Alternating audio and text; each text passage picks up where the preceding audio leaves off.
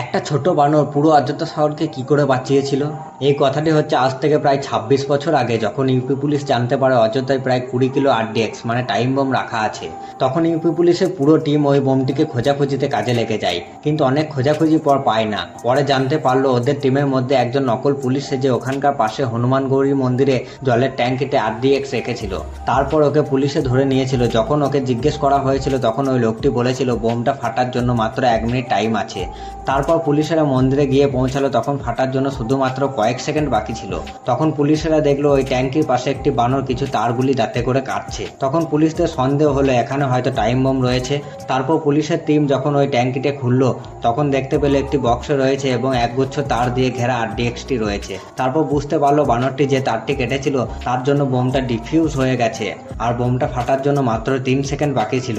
বলা হয় যে হনুমানজি বানরের রূপ নিয়ে পুরো অযোধ্যা নগরকে বাঁচিয়েছিল। কমেন্ট